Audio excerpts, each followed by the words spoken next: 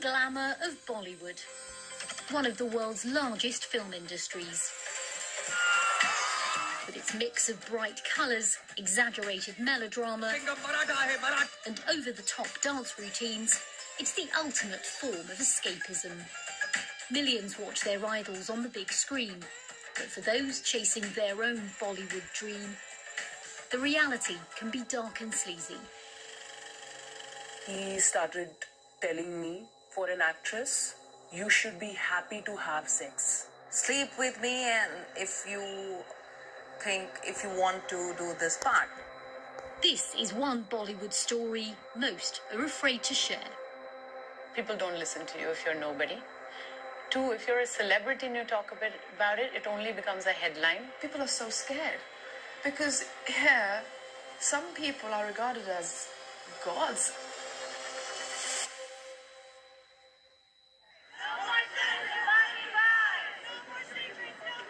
Last year, Hollywood had its Me Too moment.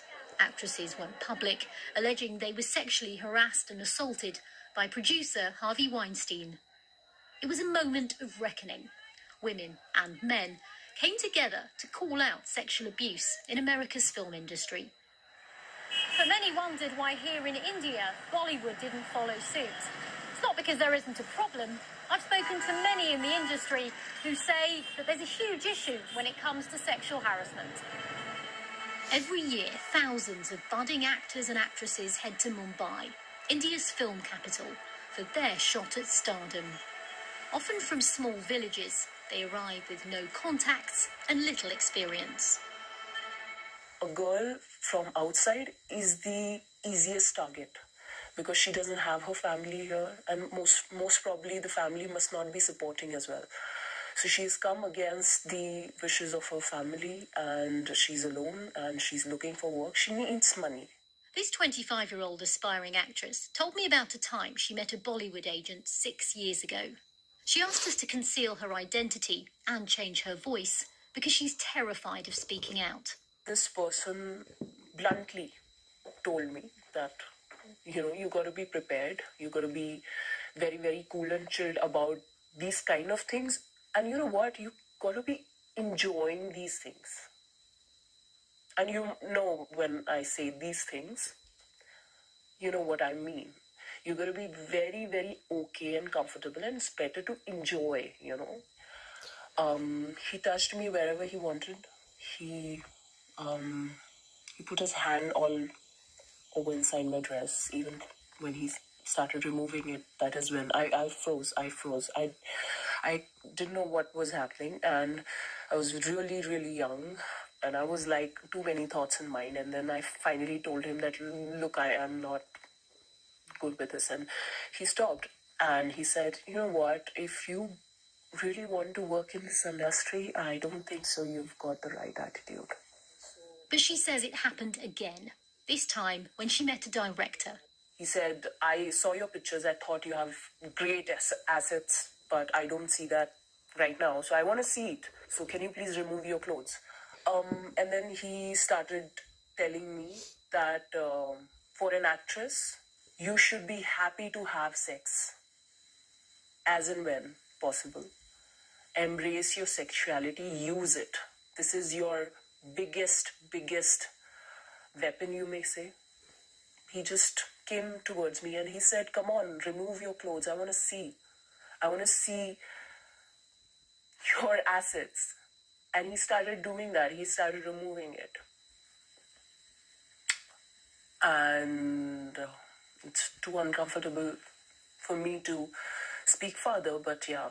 Did you ever think of going to the police? The answer that I got from the police, that personnel, was that they are filmy people. He probably meant that law doesn't apply to, filmy people. They are people from some different world, and it's just okay, fine, it happens. Why are you afraid to go public with these stories? If someone speaks up, everybody trashes the girl and say that the girl is publicity hungry.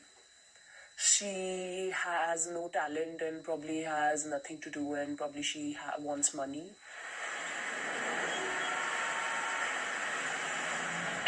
for sexual favours in return for film roles isn't a new thing. It even has a term, casting couch.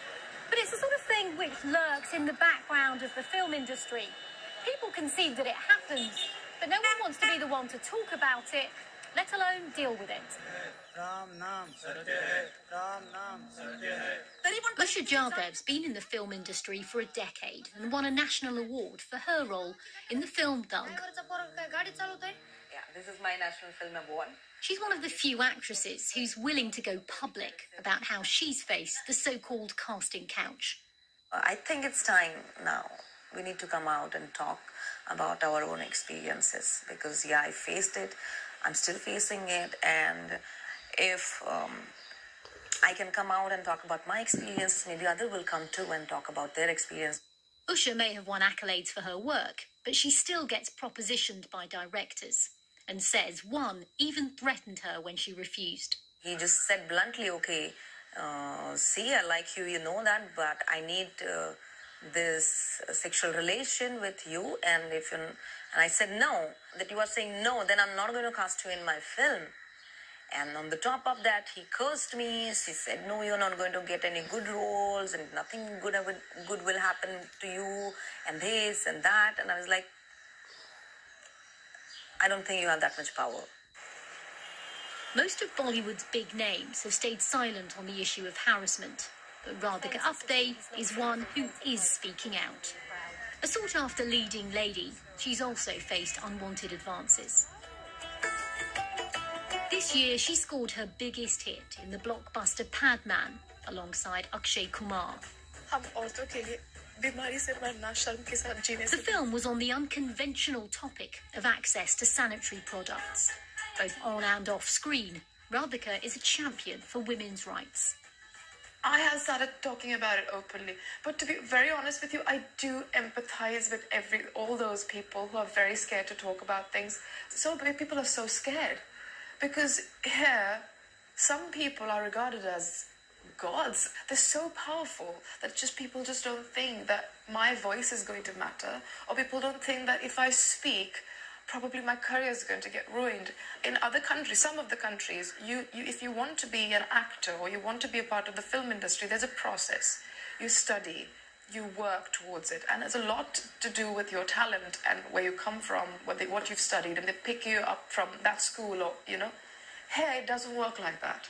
We did not have a system. So everything was based on how are your personal contacts, how's your social conduct, or how do you present yourself, or how do you look, or what are you ready to do? And unfortunately, in our country, Bollywood is regarded as this massive, glorious, glamorous thing that everybody wants to be a part of. And it's not being demystified yet. When you saw Hollywood and that Me Too moment that happened, what were you thinking here in Bollywood? The way the women, and the men, of course, came together and decided that as a team, we are not going to let this happen. I wish that could happen here. Kalki Caitlin is the other big-name actress who's broken her silence and talked to us about harassment. There is conflict and confusion in our minds. In the past, she's talked openly about how she was abused as a child and empathises with the young actresses who are scared to share their own Bollywood horror stories. One, people don't listen to you if you're nobody. Two, if you're a celebrity and you talk about it, it only becomes a headline, a shocking headline, and not really content about what's happening to everybody, but only about that particular celebrity.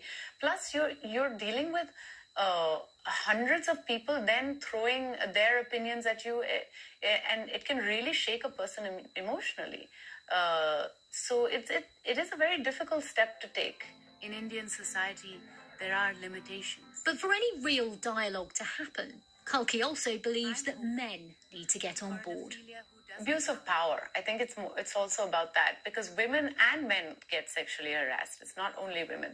And it's really important to recognize that this is not a gender battle, women against men. This is a battle against power and against the idea that once you get to a powerful position, you can do whatever you want. Bachan Akhtar is an actor, director and singer who comes from a well-known film family. His mother is actress and screenwriter Hani Irani. His father, the lyricist Javed Akhtar. 7.2% of women between... As the founder of the Men Against Discrimination and Rape campaign, Farhan Akhtar is one of the few men in the industry willing to speak out. Because we are Men Against Rape and Discrimination. It's a very difficult industry to break into. So I can completely understand that there would be people who are out there just waiting to take advantage of people as and when they can. One example is the Bollywood item number, a song and dance sequence where a leading lady takes centre stage. The woman is often scantily clad as she's lusted after by a group of men. For what are meant to be family films, these are very sexual portrayals. Cleavages have to be shown, thighs have to be shown, and it's obvious, it's very clear. I mean, women are treated and considered as objects of desire, and that's what is sold to the common public, and the public also enjoys seeing all that. Aruna Rajay is an industry veteran who's broken many moulds. She was the first trained woman technician in Bollywood and is now one of the few female directors behind the lens. She says she was once propositioned by a leading music producer and that she's faced casting couch throughout her career. No control over your libido, no control over your hands, no control over your feelings, no control over your emotions.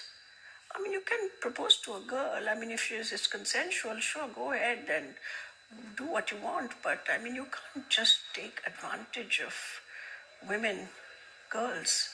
The problem in Bollywood is there's no checks and measures. There is no justice cell. I mean, you cannot go for redress into any place. Like in the academics you will have, or in the offices you will have, because that's the law of the land. I mean, you're supposed to have a sexual harassment cell which deals with these issues, but I haven't heard of any single cell so many years happening in Bollywood. In a business which attracts young and ambitious hopefuls, there's still very little support and few mechanisms for anyone to report abuse.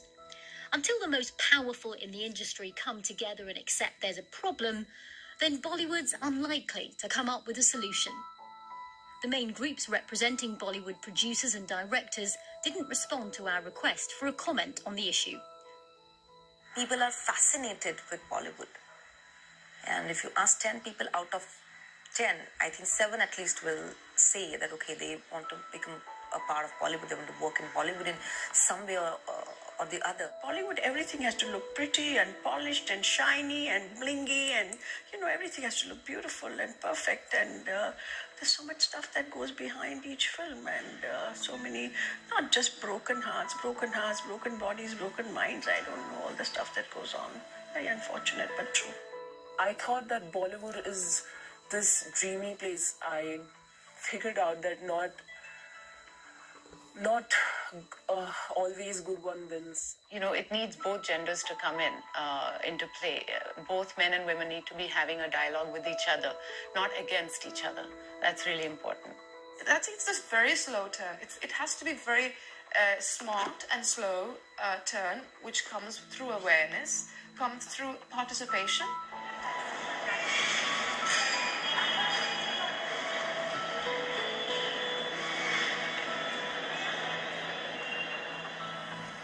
I've spoken to feel that Bollywood won't have its own Me Too moment until there are more women in power in the film industry and in Indian society as a whole. Until then, the issue of sexual harassment in Bollywood remains the one story few want to tell.